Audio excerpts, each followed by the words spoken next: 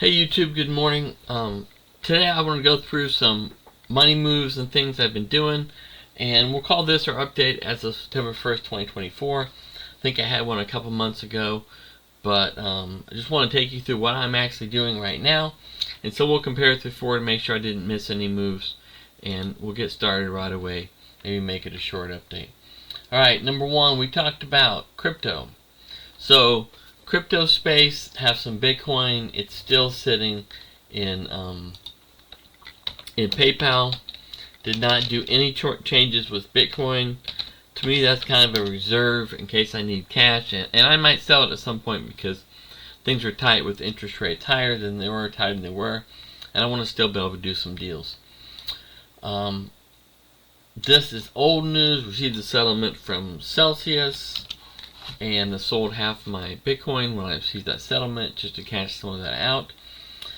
Lately, I did transfer probably maybe less than 10% of my Ethereum from PayPal to Coinbase. On Coinbase, it makes 2.something% interest, and that platform's been there for a while.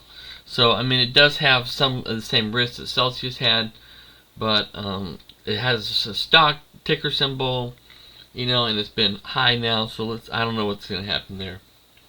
So, to getting just over 2% interest on that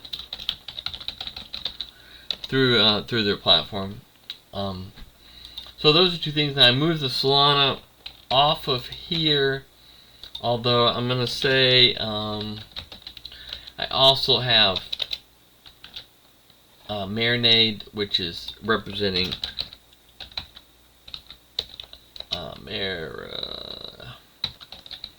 I'll fix the spelling later, it doesn't matter. Represents some stake Solana, and that is still up in my crypto category of things I'm kind of doing as a crypto experiment. Down below there'll be another thing we talk about which is new. Learning and testing. Buffett stocks, I have not bought or sold Buffett stocks lately that he's been selling. I still have my Ally stock, which has done pretty well and was paying 4% dividend based on what I bought it. Now it's up some, so it's only paying about 2.75%. I did learn on these FHLB treasuries, they're government backed, but a couple things. One is sometimes when you buy them, if you buy them like for 2 months, sometimes the settlement date of the purchase is like 2 weeks after you give them the money. So you're really not earning the 6.15% because you have a 2-week leg, and maybe if 6 weeks you earn the money, so your rate's more like 3 or 4%. And so that's a negative on those, and so I haven't been doing as many of these, and then they're always callable, and so as interest rates come up, I mean, you buy something that takes a 2 weeks leave to put the money in there, and then all of a sudden, boom, they call it, and you only had 2 months in there, and so it's not worth the delay versus a bond. So the bonds yields are much more straightforward as far as government bonds, so I've been doing those. So I have not been doing these. I still have a few that I have, and still buying bonds. And have this loan that resets. I was expecting it to reset at 8 to 10%, but it is probably not going to be that high because of interest rates changes. So 8%, maybe 7.5 is what it's probably going to be at when it resets, and that's going to cost me something additional cash flow and profit each month. Shoes, I did purchase shoes at another new location.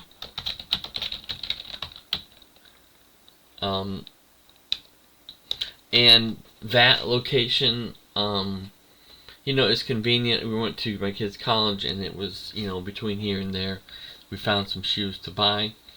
I actually did 2 different ones, 2 different locations. Yesterday we went to a store and found the shoes at the right price. I wouldn't say we have contacts on those, but on this other one I did before, I did go to those stores in 4 different locations. and bought four different locations. I traveled a couple hours and bought from those stores in all four of those locations, and so that's working out pretty good now on the selling side. Running shoes are fine. I think I got one more. That shoe deal came in. I haven't seen anything lately on that. Didn't do the last deal I saw as far as closeouts.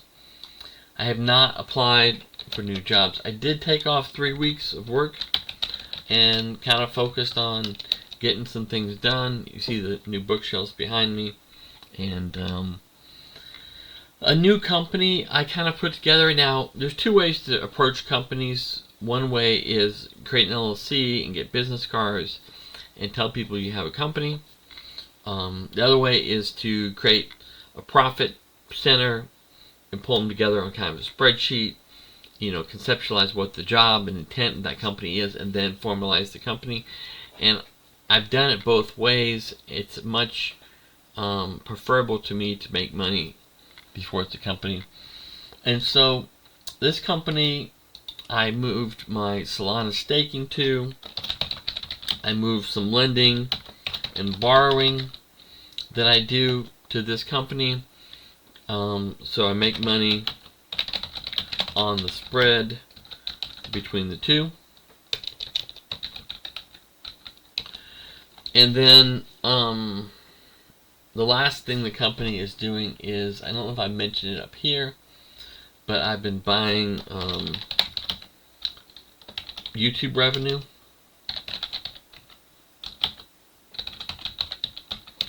So buying a percent of creators' revenue.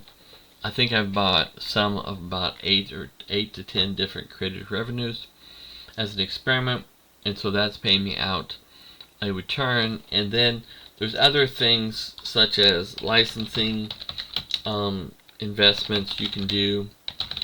But down on this company, what I'm looking for is maybe things that pay about 10 to 12% out, so kind of a revenue source, and not so much safety in the company from a traditional standpoint, but some type of advantage.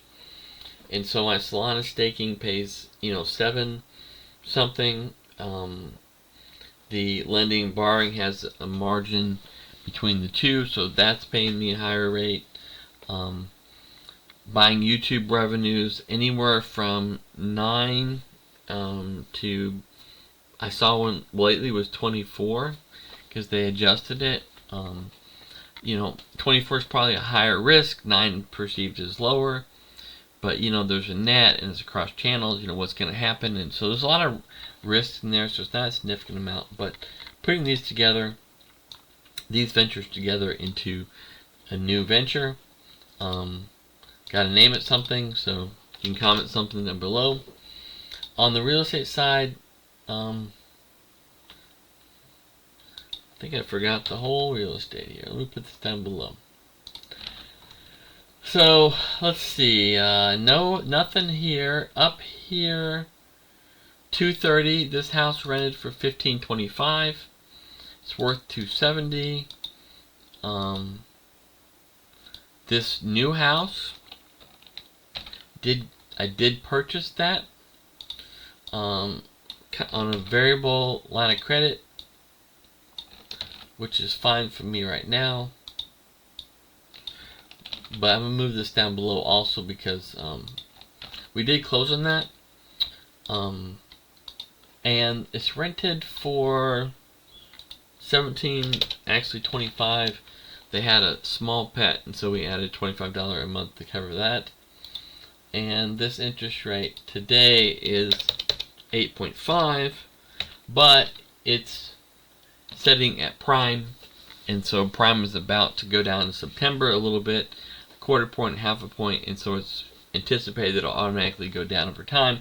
And it was interest only, which helps the cash flow on that. And then I'm looking at a new purchase, and this is 5 houses. It's also in Northwest Arkansas area, and I'm working through the deals on those 5 houses and supposed to look at those next week. It's been a little more complicated because of the way I'm looking at financing it, but that would be great if it goes through.